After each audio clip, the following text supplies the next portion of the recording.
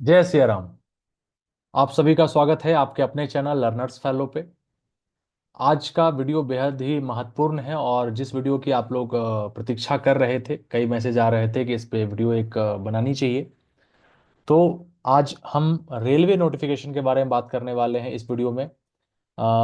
खासकर जो आरआरबी ने वैकेंसी रिलीज की है, और जैसा कि पहले ही बताया था कि वैकेंसीज जो है, नोटिफिकेशन शॉर्ट नोटिस आया था कि 7 तारीख से जो है आपकी फॉर्म जो है वो भरी जाएंगी। तो ज़्यादा समय न लेते हुए सीधा नोटिफिकेशन की तरफ आपको ले चलता हूँ।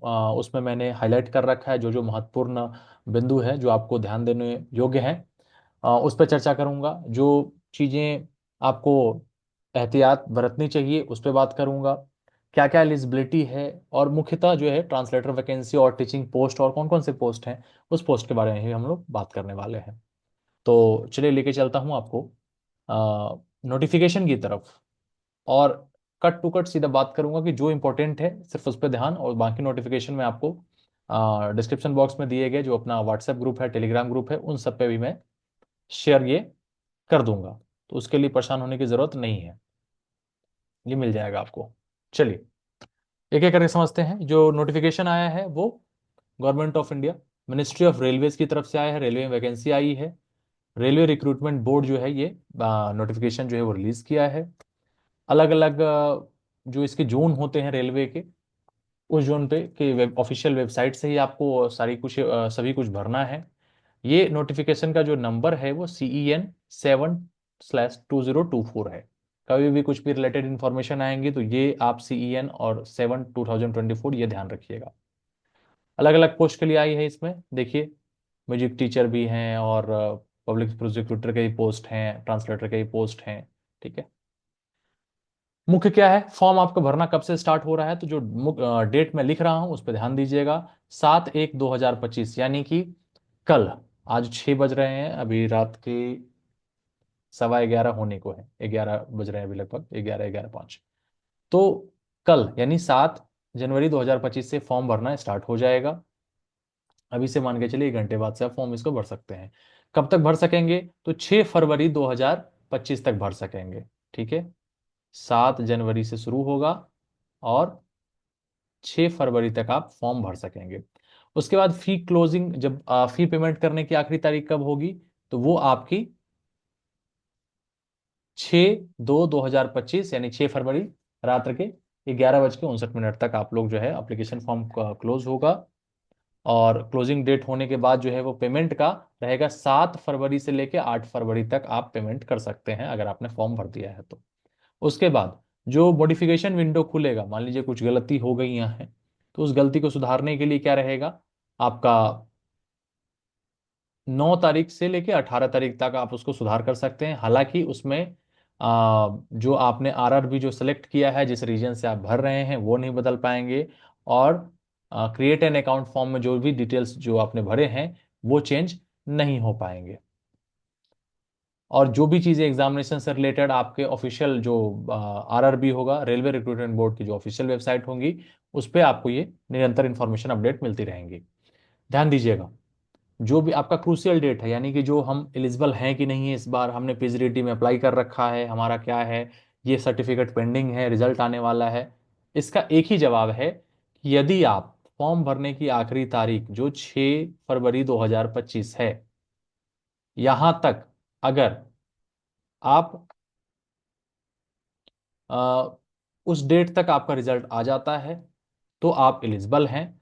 और अगर आप फाइनल रिजल्ट का वेट कर रहे हैं तो उन्हें सलाह दी जाती है कि वो फॉर्म अप्लाई ना करें। यानी अगर 6/2/2025 तक भी आपका रिजल्ट आ जाता है तो आप अप्लाई कर सकते हैं।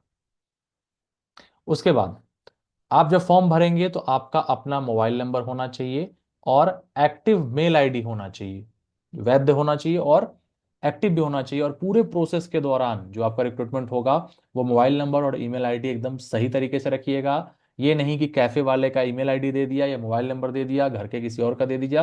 आप अपना पर्सनल रखिए जो एक्टिव रहेगा।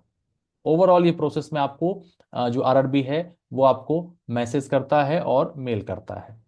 जब आप अप्लाई करेंगे तो आपको क्रिएट अकाउंट करने के लिए अकाउंट क्रिएट करने का ऑप्शन आएगा उसमें।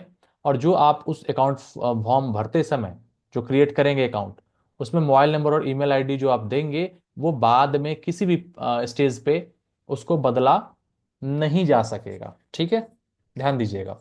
उसके बाद आप क्या अलग अलग आरआरबी से अप्लाई कर सकते हैं? तो नहीं, candidate can apply to only one RRB, एक ही आरआरबी से अप्लाई करिए। आपको जो भी पोस्ट उसमें डालने हैं आप वो भले डाल सकते हैं कि टीचर का भी रख दिया, ट्रांसलेटर का भी डाला फॉर्म में, है ना, लेकिन एक ही आरआरबी से आप करेंगे। उसके बाद the selection of RRB once exercised shall be final, आप जो एक बार सेलेक्ट कर लिए कि हाँ मुझे चंडीगढ़ से भरना है या अजमेर रीजन से भरना है, वो आपका फाइनल हो जाएगा। उसके बाद उसमें कोई भी बदलाव नहीं कर सकेंगे, कोई भी हार्ड कॉपी भेजने की जरूरत नहीं है। उसके बाद आप क्या क्या चेंज कर सकेंगे? आरआरबी जो आपने सेलेक्ट किया वो नहीं बदल पाएंगे, मेल आईडी नहीं बदल पाएंगे, मोबाइल नंबर नहीं बदल पाएंगे, ठीक है, लेकिन उसके बाद but within the last date of modification, जब तक 9 से जो 18 आपका था वहां तक आप जो मॉडिफिकेशन फी है वो पेमेंट करके बाकी चीजें आप वो चेंज कर सकेंगे। उसके बाद आप जो भी पोस्ट के लिए अप्लाई कर रहे हैं उसका मेडिकल स्टैंडर्ड क्या है वो आप एक बार चेक कर लीजिएगा। यहाँ ध्यान दीजिए, ग्रीन से मैंने जो ज़्यादा इंपॉर्टेंट है उसको करके रखा है ताकि आपको ये भेज दूंगा, यही आप जो जो इंपॉर्टेंट है वो आपको पता रहे। सेंटर जो होगा आपका या सीटी एलोकेशन जो होगा वो कंप्यूटर बेस्ड टेस्ट होगा, एमसीक्यू टाइप होगा, मल्टीपल ऑब्जेक्ट्स, मल्टीपल जो है वो क्वेश्चंस होंगे आपके। इसमें जो आपका सेंटर होगा कहाँ पे आप परीक्षा देंगे ये डिपेंड करता है कि वहां पे कितने सीट हैं और किस हिसाब से। तो candidate may have to travel to other cities, आप जहां सेलेक्ट करना चाहें वहां सेलेक्ट करिए, फिर उसमें से आपको कोई सेंटर अलॉट कर दिया जाएगा।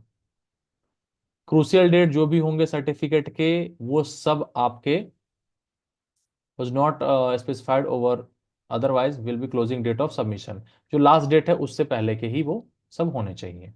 सलाह दी जाती है कि फॉर्म भरने की आखिरी तारीख तक मत जाएं, जल्द से जल्द 2 से 4 दिन के अंदर अंदर फॉर्म भर लीजिएगा, सही रहेगा, नहीं तो लास्ट में क्या है, सर्वर फेलियर या ये कुछ रहता है। ये हेल्पलाइन नंबर है, कोई भी दिक्कत आए तो इस पे आप कॉल कर सकते हैं, मेल कर सकते हैं, ठीक है, 10 से लेके 5 बजे के बीच में सभी वर्किंग डे कार्य दिवस पर। उसके बाद एग्जामिनेशन प्रोसेस में देखिए क्या रहेगा। तो जो एग्जामिनेशन जो होगा वो 2 स्टेजेस में होगा, ठीक है, आपको मैं बता दूं, ट्रांसलेटर एग्जाम को जो होगा, पहला जो होगा वो आपका सीबीटी होगा, ठीक है, कंप्यूटर बेस्ड टेस्ट, यानी कंप्यूटर पे आपको 4 ऑप्शन उसमें से सेलेक्ट करने हैं, ये टेस्ट हुआ।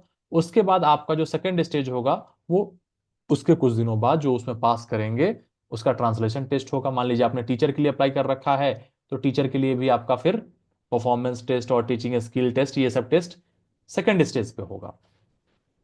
कॉल लेटर जो है वो आपका मिल जाएगा, एडमिट कार्ड। उसके बाद नॉर्मलाइजेशन होंगे, दिया गया है क्योंकि मल्टीपल शिफ्ट में एग्जाम होते हैं।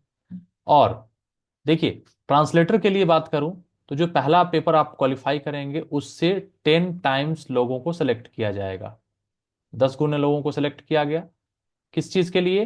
तो डिस्क्रिप्टिव पेपर के लिए, यानी ट्रांसलेशन वाला जो पेपर होगा उसके लिए सेलेक्ट किया जाएगा। और ट्रांसलेशन वाले एग्जाम भी ये क्या होगा, ये क्वालिफाइंग इन नेचर होगा, ठीक है, उसमें सिर्फ आपको लाना कितना है, तो 60% मार्क्स लाने हैं।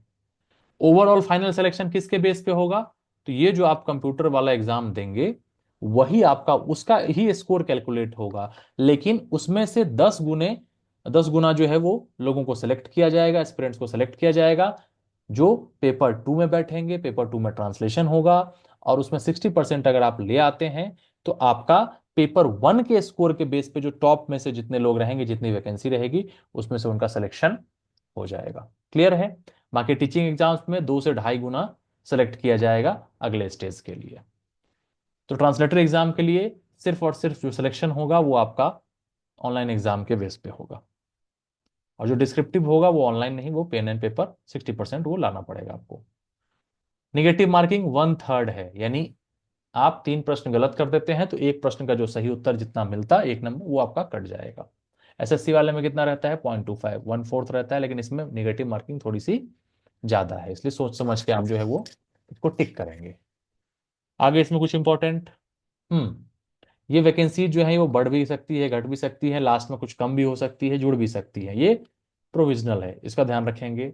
उसके बाद प्रेफरेंस ऑफ पोस्ट आप भरेंगे, जैसे मान लीजिए ट्रांसलेटर भी भरना है, किसी को टीजीटी भी भरना है, किसी को पीजीटी भरना है, 11 12 का टीचर, 10th का टीचर के लिए। तो आप प्रेफरेंस देंगे कि पहले अगर मेरा सिलेक्शन जैसे दो एग्जाम में हो गया, ट्रांसलेटर का भी हो गया और टीचर का भी हो गया, तो आप उसमें से पहले क्या मतलब प्रेफरेंस दे रहे हैं कि आपको कौन सा पोस्ट मिले, तो उसका प्रेफरेंस जो है वो आप सही से दीजिएगा। ठीक है, यही चीज़ है। उसके बाद जो आप सिलेक्टेड, जो कैंडिडेट सेलेक्ट होंगे उनको ट्रेनिंग पे जाना पड़ेगा, वहां पे जो जो भी चीजें स्टाइपेंड है सिर्फ स्टाइपेंड होगा ट्रेनिंग पीरियड के दौरान। पेमेंट वो तो खैर आगे की बात है।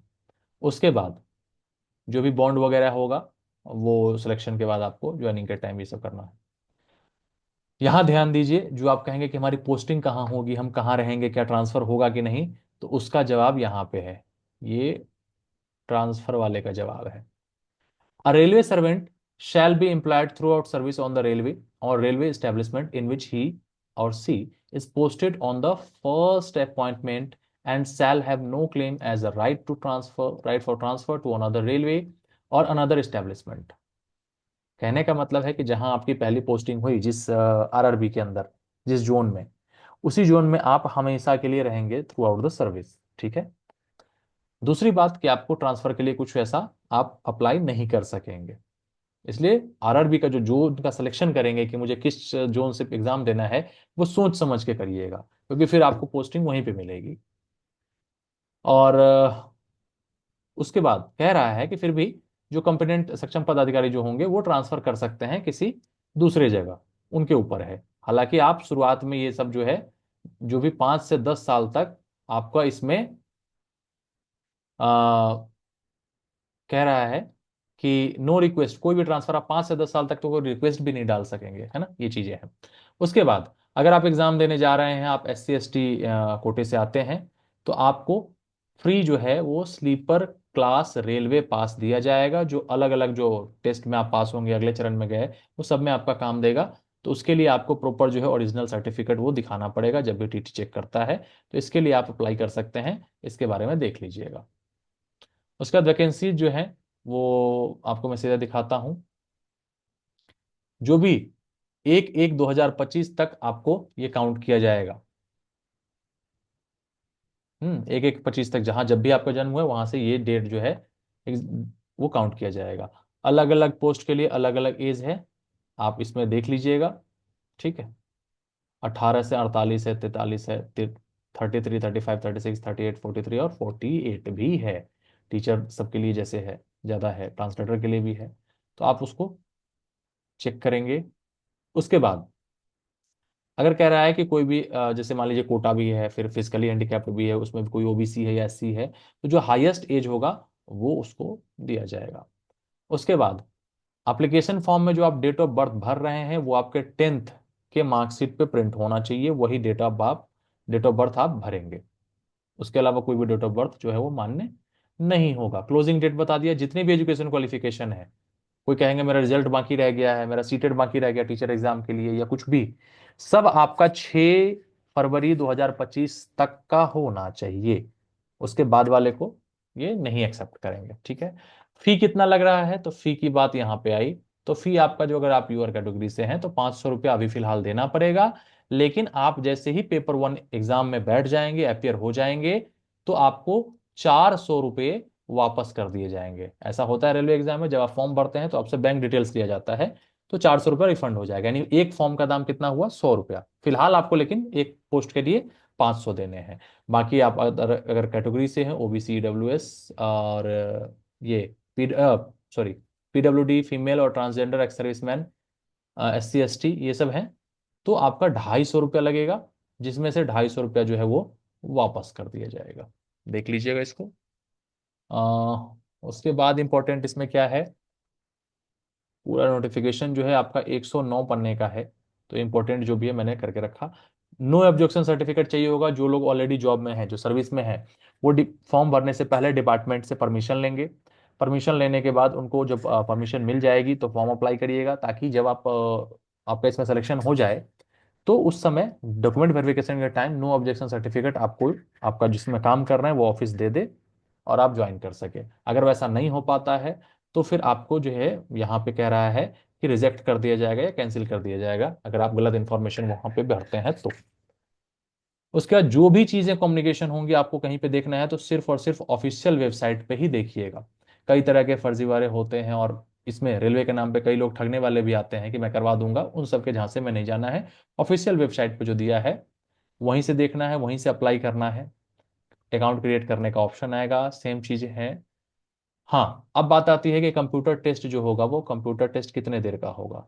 तो वो 90 मिनट्स का होगा। ठीक है, 90 मिनट आपको दिए जाएंगे। प्रश्न कितने रहेंगे, तो 100 क्वेश्चंस रहेंगे, यानी 100 क्वेश्चन 90 मिनट। बहुत ही बढ़िया है, पर्याप्त समय दिया जा रहा है। ठीक है, समय की कमी आपको बिल्कुल नहीं पड़ेगी। उसके बाद अगर कोई पीडब्ल्यू बीडी कैंडिडेट है तो 120 मिनट उनको दिया जाएगा, और स्क्राइब फैसिलिटी अगर आप चाहते हैं तो उनको दिया जाएगा। Objective multiple MCQ type question होगा, मल्टीपल चॉइस टाइप जो है क्वेश्चन आपको रहेंगे, ऑप्शन सेलेक्ट करने हैं। क्या क्या रहेगा एग्जाम में, तो पहली बात, अगर आप ट्रांसलेटर का एग्जाम देखिए 50 जो है वो प्रोफेशनल एबिलिटी से रहेगा। ट्रांसलेटर का एग्जाम दे रहे हैं तो 50 नंबर हिंदी इंग्लिश, यानी 30 हिंदी 20 इंग्लिश। अगर आप इंग्लिश के टीचर के लिए दे रहे हैं तो 50 इंग्लिश से सवाल, हिंदी के टीचर से तो 50 हिंदी के सवाल। तो ये जो है अपना, आप जिस भी फील्ड में दे रहे हैं उसके से एग्जाम से रहेगा। ये चीजें कॉमन है। जैसे 15 नंबर का जनरल अवेयरनेस, करंट अफेयर जो भी आपका। फिर जनरल इंटेलिजेंस और रीजनिंग, मैथ और रीजनिंग 15 मार्क्स के, और 15 नंबर भी, यानी एक प्रश्न का 1 नंबर।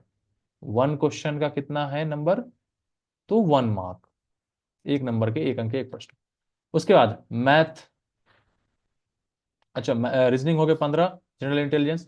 मैथमेटिक्स जो है वो 10 नंबर का मैथ से सवाल रहेगा, और जनरल साइंस जो है वो 10 रहेगा।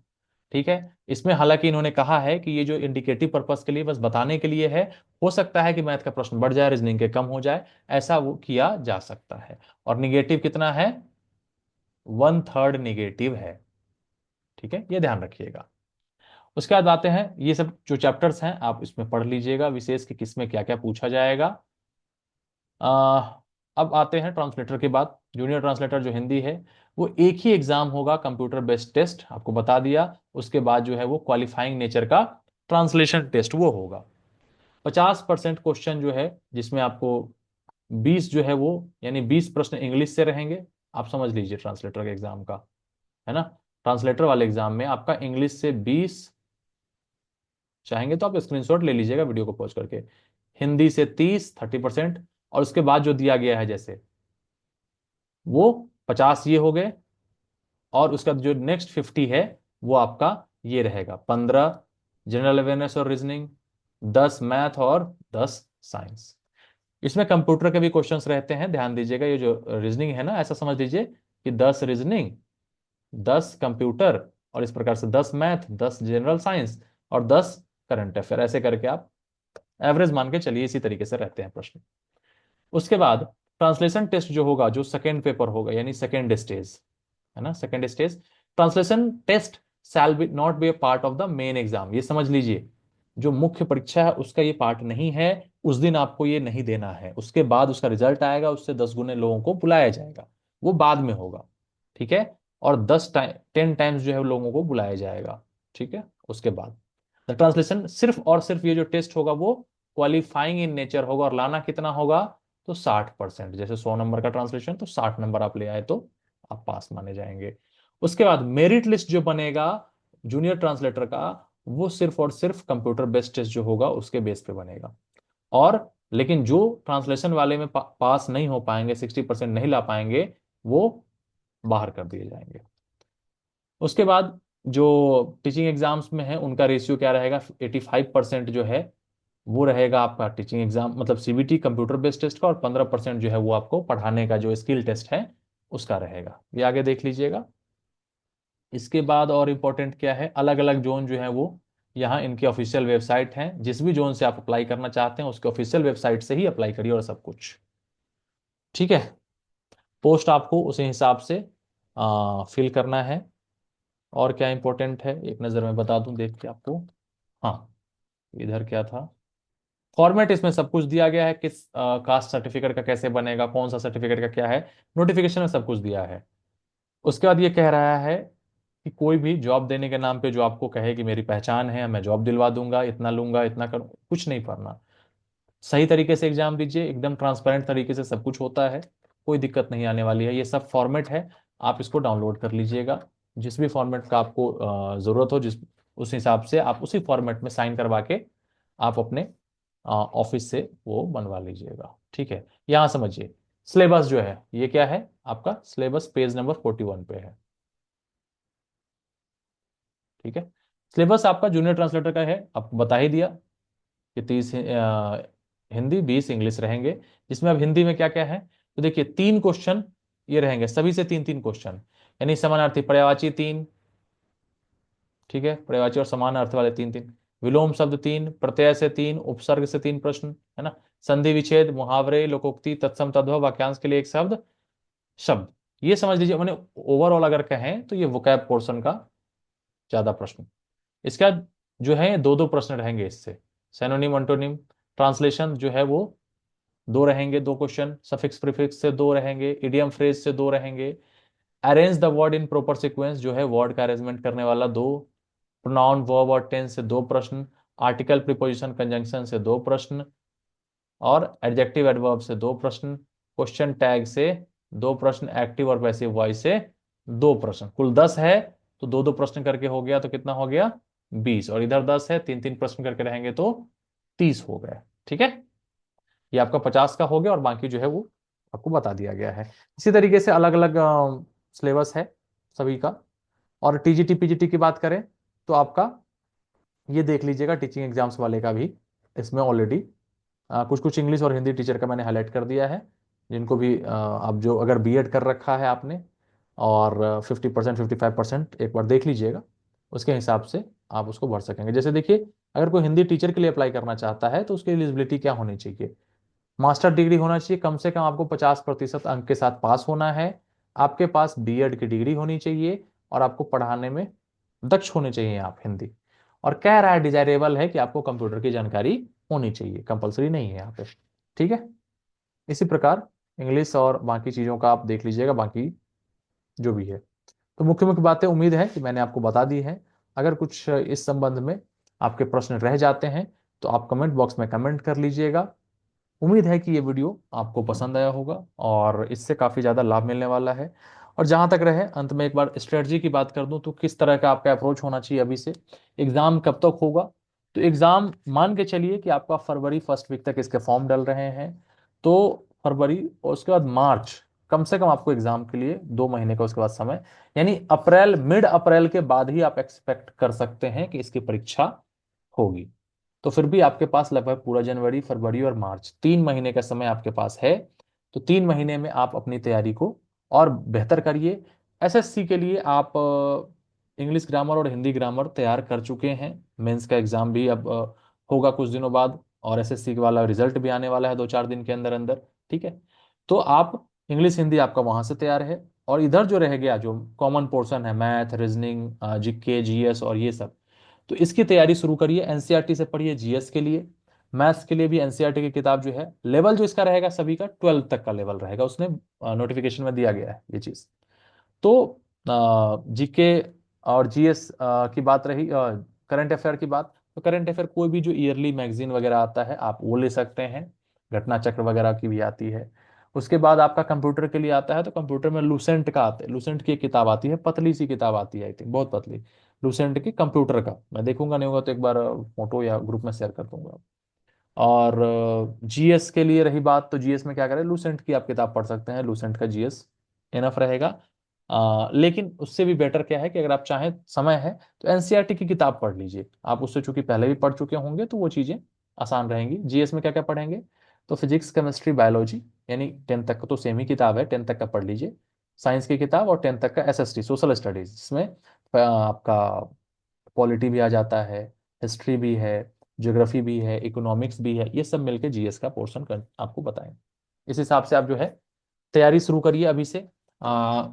एज की सबसे बड़ी बात है कि एज देखिए, एज इसमें काफ़ी ज़्यादा दी गई है, तो उसमें भर सकते हैं आप, शॉर्ट नोटिस में भी दिया गया था एज की रिगार्डिंग जो है, इसमें एज आपको मैं एक बार फिर से जो है वो कंफर्म कर दूं, ट्रांसलेटर एग्जाम के लिए नोटिफिकेशन में देख लीजिएगा वैसे। तो जिनका भी जैसे एसएससी में 30 साल तक का ही मौका रहता है आपके पास, लेकिन इसमें क्या है कि इसमें आपको मौका अच्छा खासा दिया जा रहा है, 18 से लेके 36 वर्ष तक। ठीक है, शॉर्ट नोटिस में ये था। आप एक बार नोटिफिकेशन देख के समझ जाइएगा। तो इसमें आपको मौका है, जिन लोगों का 30 क्रॉस हो गया है तो वो भी इसमें अप्लाई कर सकेंगे। और एक बार नोटिफिकेशन को आप भी खुद से पढ़ लीजिएगा, जो भी उसमें भूल चूक लगे उसको सुधार करते हुए तब फॉर्म अप्लाई करिएगा, जो भी चीज़ की जरूरत हो। और बढ़िया, बहुत बढ़िया से तैयारी करिए, एकदम अच्छे से तैयारी करिए। एसएससी जीएसटी, जो लोग पीजीडीटी, कुछ लोग कह रहे थे कि पीजीडीटी जो लोग कर चुके हैं और अभी 2025 के लिए एसएससी का एग्जाम के लिए तैयारी करना चाहते हैं, तो उनकी क्लासेज जो है लगभग मान के चलिए नेक्स्ट वीक से स्टार्ट होंगी। तो आप डिस्क्रिप्शन बॉक्स में जो व्हाट्सएप ग्रुप का लिंक है, आप उसमें जाके, आप एडमिन सेक्शन में जाके मैसेज करके पता कर सकते हैं क्लास के रिगार्डिंग कोई भी इंफॉर्मेशन के लिए 7541913370, 7541913370, इस नंबर पे कांटेक्ट करके जो एसएससी जीएसटी, रेलवे की बात नहीं कर रहा हूँ, एसएससी जो ट्रांसलेटर के एग्जाम की बात कर रहा हूँ, उसके प्रिपरेशन के रिगार्डिंग आप 7541913370 पे व्हाट्सएप मैसेज करके क्लास के रिगार्डिंग इन्फॉर्मेशन प्राप्त कर सकते हैं और तैयारी कर सकते हैं। तो बहुत बहुत धन्यवाद आप लोगों का वीडियो में जुड़ने के लिए। उम्मीद है कि नोटिफिकेशन समझ में आ गया होगा, और अच्छे से तैयारी करिए। सभी को नमस्कार।